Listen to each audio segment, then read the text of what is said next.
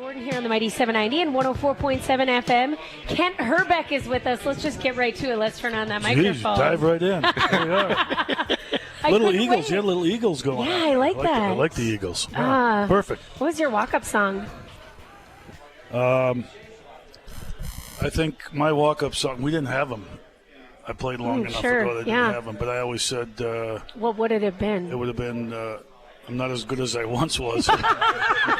What was that? No. Little Toby Keith. No, what's that one song that you're like, it just gets you pumped up about life?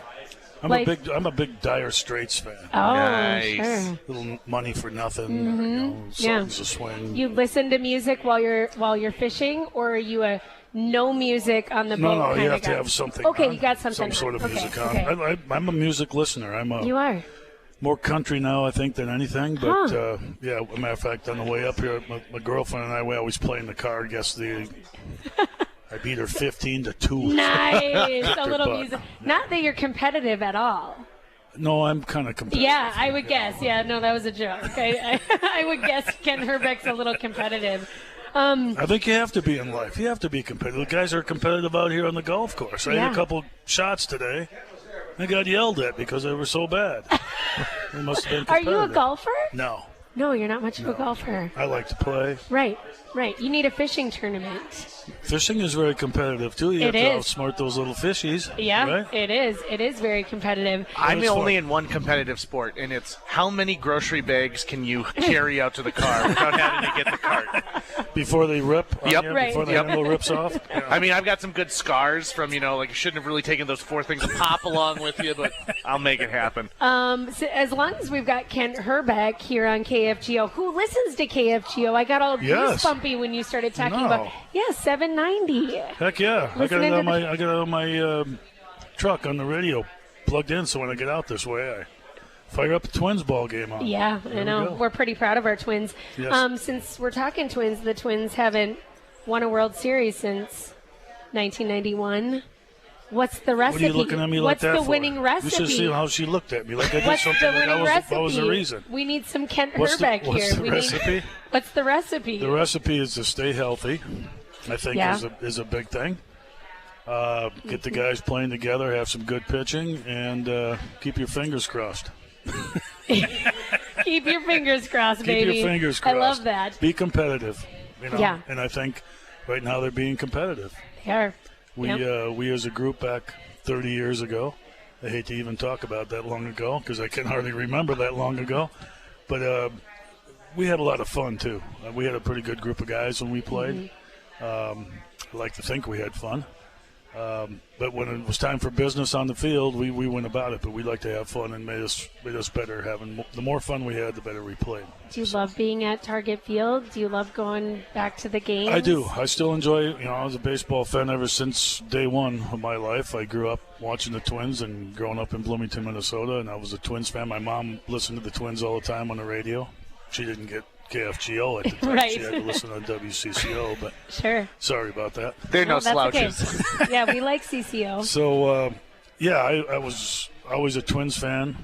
I got interrupted 14 years of my life because I had to play for them, and now I'm back to being a fan again. Yeah, definitely. So where does baseball start for you? I mean, does it start – I mean, I'm looking at my son, and I swear he came out of the womb obsessed with baseball. I've never seen a kid love baseball. I mean, he was hitting balls off of a little tee before he could walk. It's just in his blood. I imagine that a Kent Hrbek was the same way. I had a bunch of buddies on the block. We played ball all the time in the summertime. We played football in the fall. I lived right next to a park in Bloomington, and where we could do all that. And then in the wintertime, it was play hockey. So we played them all. You played them all, yeah. Baseball. My mom got mad at me. I quit playing hockey when I was in 9th grade. I don't know why. I just quit playing hockey. She maybe saw a future for you? No, but she got mad at me because she thought I was a better hockey player than I was a baseball player. Oh. Because she was a big hockey fan. We played with the North Stars back then. And I played a lot more hockey than I did baseball. I don't know. I was a pretty good athlete as a kid. I didn't do anything special. I got lucky. I had some talent. I played. I had fun. And that's the way I went about my career, having a fun time and just using what God gave me upstairs to go out and play the game. I can only assume what your best memory with the Twins is, but you need to answer that question. I shouldn't assume. You know what? I think the best memory I get is even now more so, 30 years later, is hear people talk about the World Series. 87, 91. What about 88, 89, 90? When we stunk, when we were bad. No, but just listen to people talk about how much fun they had when we were having that much fun on the field. That's a great memory that I have now and get every day since we haven't done it for 30 years. But, catching the last out of 87 at first base from my roomie in minor leagues, Gehrig, threw the ball over to me and caught the last out. Those are huge memories. Yeah. And coming back from Detroit when the people came to the ballpark and to the Dome and after we beat Detroit to go to the World Series, filling the ballpark that night, and they weren't even supposed to be there. There wasn't a game going on. They just welcomed back to town. That was a pretty cool night. A lot of tears that night. But, just being lucky enough to play for my hometown team. And that was a pretty exciting time in my life, and it still is to this day. I still enjoy going down to the ballpark and watching baseball. Okay, so we're here for Roger Maris. Right. So let's talk about Roger Maris a little bit, his legacy and Roger Maris. I mean, growing up, you're not the Roger Maris era. I'm sure you're not even born when this happens, but I was 1 year old when 61 and 61. Okay, I don't remember much about it. Remember much about it, but Roger Maris is a name that no matter where you are in the baseball world, professional, minor league, whatever, that's a name that everybody associates with good baseball. It's interesting because I've met guys like Moose Skowron who have played with Roger and Johnny Blanchard, I think, played with Roger. Those guys were both actually, Johnny Blanchard was a catcher at the time in the Yankee organization. I played against his kids down in the city, so I knew the connection. And being that Roger was from Hrbek originally and moved over here to North Dakota, to Fargo, I think Moorhead first, maybe. I can't remember where we went first, but anyway. You feel that connection when you're playing the game of people that were from Minnesota, so you kind of follow them. You talked to Paul Molitor a little earlier. Paul and I both being from Minnesota and growing up pretty close to each other, him in St. Paul and me in Bloomington. He was always somebody that I followed because I knew Paul Molitor was from Minneapolis. So you feel like even though you're on separate teams, you still feel a connection with these people. And you're watching them and you're thinking, if he can do it, I can. This is a guy, I don't know about that, but he didn't he's make around it the same. Right. They're from the same parts. You kind of feel like, okay, there's a connection. I can do this too. I can do something. And that's how I kind of felt with Roger. Never knew the guy. Right. Never met him, but just the connection. And I think the thing that I'm more interested about is what he's done for the community around here with the Cancer Research Center and all the hospitals and all that kind of stuff. It's unbelievable. I do a lot of work for ALS, for Lou Gehrig's disease, which my father passed away from 40 years ago now. And for the last 39 years, I've been trying to raise funds for ALS.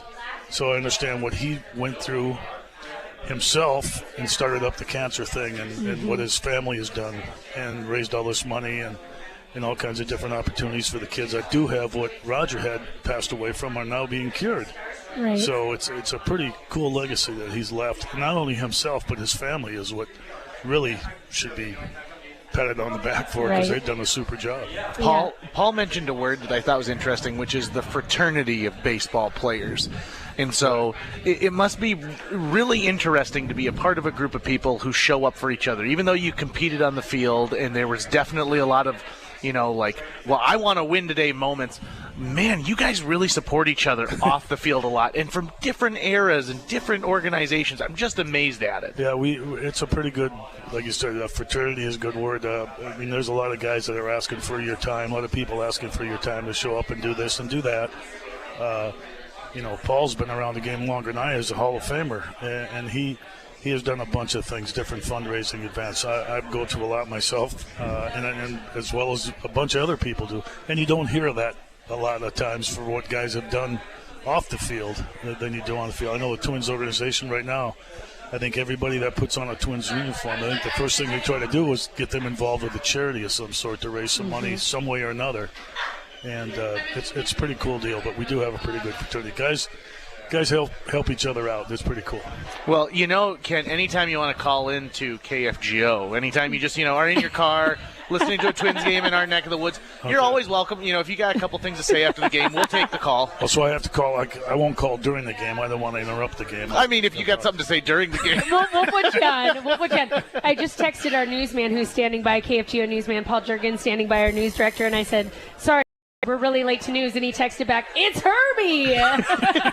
We can be as late as we want. Let's be Does here he all want me day. to do the news? Yeah. For him? Yeah, actually, that'd be great. Okay. Yeah. No, this has just been a pleasure. Thank you so much for your time. Well, thanks for having me up here. It's pretty We cool. love having you in Fargo, North Dakota. Thanks for having me. We love that you listen to KFGO.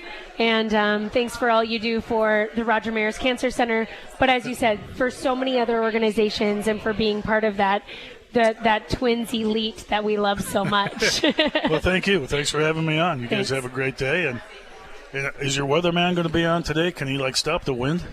Yeah, he would love to. Everybody out there is complaining about the wind. I know. Oh, we'll get it on it. Yeah. Okay. We'll get something. That's I'll North put a call Dakota in. for you. We just got to call the weatherman and take care of because it. what is there, 2 trees west of here? I think You're lucky it's not snowing, okay, Ken? That's true. All right, thanks, okay, guys. thanks, Ken. Thank you.